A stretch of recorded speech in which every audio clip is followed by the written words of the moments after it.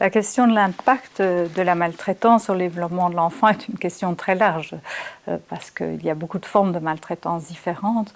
Mais je dirais globalement, ce qui me semble le plus compliqué, c'est, pour dire en gros, la question de la sécurité.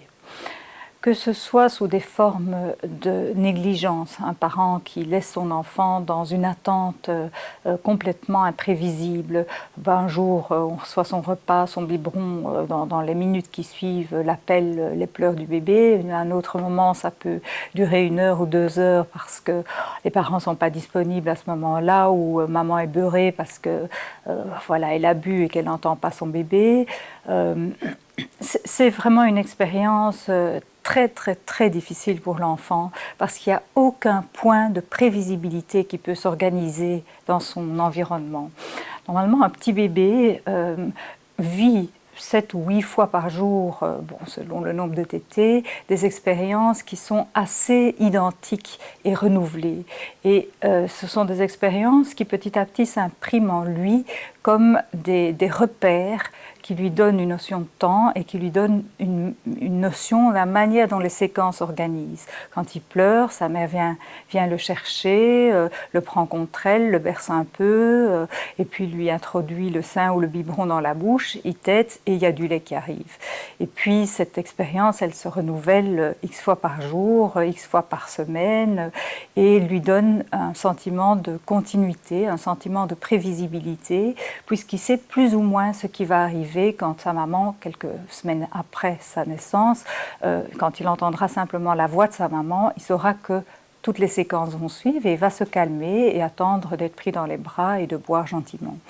Quand un bébé ne peut pas vivre cette expérience de répétition régulière dans des laps de temps plus ou moins réguliers, il ne peut pas s'installer une notion de sécurité à l'intérieur de lui-même, une sensation de sécurité.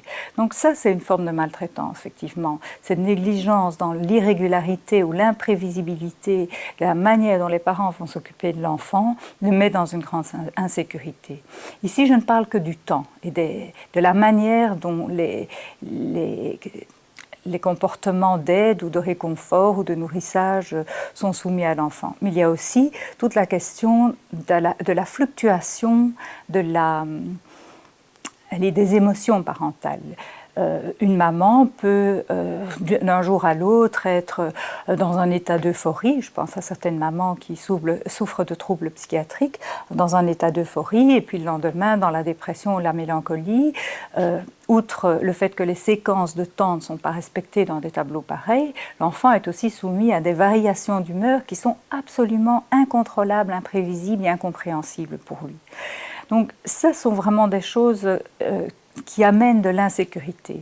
Alors, ne parlons pas maintenant de toutes les questions de brutalité. L'enfant qui se demande toujours, par exemple, face à un parent alcoolique, mais est-ce qu'il va être sobre, est-ce qu'il ne va pas être sobre, dans quel état d'humeur je vais retrouver mon parent? Et puis, cette insécurité fondamentale de dire, est-ce que les coups vont me tomber dessus? Est-ce qu'aujourd'hui c'est un jour plus ou un jour moins?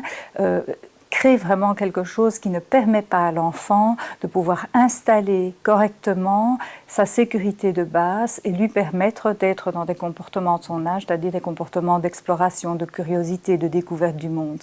Toute son énergie va être concentrée sur le fait de regarder dans quel tableau il se trouve, de voir quel genre de réaction il va essayer de capter chez ses parents, et donc non seulement ça va créer une insécurité fondamentale chez lui, sa confiance de base ne se construit pas, mais également va empêcher les apprentissages et la curiosité nécessaire chez l'enfant, qui va lui permettre d'explorer le vaste monde et de découvrir et d'apprendre comme il se doit à l'âge de l'enfant.